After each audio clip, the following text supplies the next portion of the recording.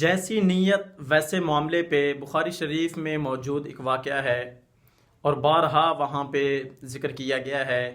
اس کے علاوہ تفسیر ابن کثیر کی جلد 1 کے صفحہ نمبر 370 پر بھی موجود ہے۔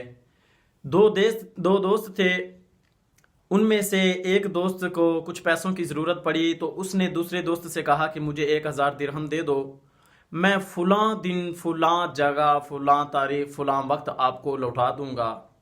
اس نے کہا کہ کوئی گواہ لاؤ، کہا کہ اللہ گواہ ہے۔ پھر کہا کہ کوئی ضامن لاؤ، کہا کہ اللہ ضامن ہے۔ تو اب ان دوستوں کے درمیان بات چیت پوری ہو گئی اور اس نے 1000 درہم دیا، لینے والا لے کے چلا گیا۔ وقت گزرتے گزرتے جو وقت دیا ہوا تھا، جب وہ وقت پہنچا تو جس بندے نے 1000 دینار لیا تھا، یہ بندہ 1000 دینار لے کے واپس لوٹانے کے لیے جا رہا تھا کہ رستے میں ایک ان کے درمیان میں سفر میں دریا بھی تھا جسے پار کرنا پڑتا تھا۔ تو جب دریاب کے کنارے پہنچا، دیکھا کہ وہاں پہ کوئی کشتی یا کوئی ایسا ذریعہ نہیں ہے جس ذریعے سے میں وہاں اس پار جا کے اس بندے کی رقم اسے واپس کر دوں۔ اتنے میں شام ہو گئی اور شام ہوتے ہی واپس لوٹتے ہوئے اس دینے والے شخص کو خیال آیا۔ اس نے کہا کہ کیوں نہ ہو کہ اللہ کو ضامن بھی بنایا تھا اور اللہ کو گواہ بھی بنایا تھا، تو کیوں نہ ہو کہ کسی طرح سے اس معاہدے کو پورا کیا جائے۔ تو اس نے کچھ دیر انتظار کرتے کرتے اس نے ادھر سے ایک لکڑی لی، اس لکڑی کو چیر پھاڑ کے اس کے اندر یہ 1000 دینار بھی رکھ دیا اور اس کے اندر ایک چھوٹی سی چٹھی بھی رکھ دی اور اس کو بند کر کے پانی کے سپرد کر دیا اور اللہ سے عرض کرنے لگا کہ یا اللہ، گواہ بھی تو ہے، ضامن بھی تو ہے، اور اس لکڑی کو وہاں اس پار اس بندے تک پہنچانے والا بھی تو ہے۔ ادھر سے یہ کشتی کا انتظار کر رہا تھا اور ادھر سے وہ شخص اس اپنے دوست کے آنے کا انتظار کر رہا تھا۔ انتظار کی گھڑیاں ختم ہوئیں، آخر میں آ کے جب وہ واپسی جانے لگا تو اسے بھی یہ جو یہاں سے لکڑی اس دوست نے روانہ کی تھی اور اللہ کی طرف سے، اللہ کی قدرت سے وہ لکڑی وہاں اس پار جا پہنچی۔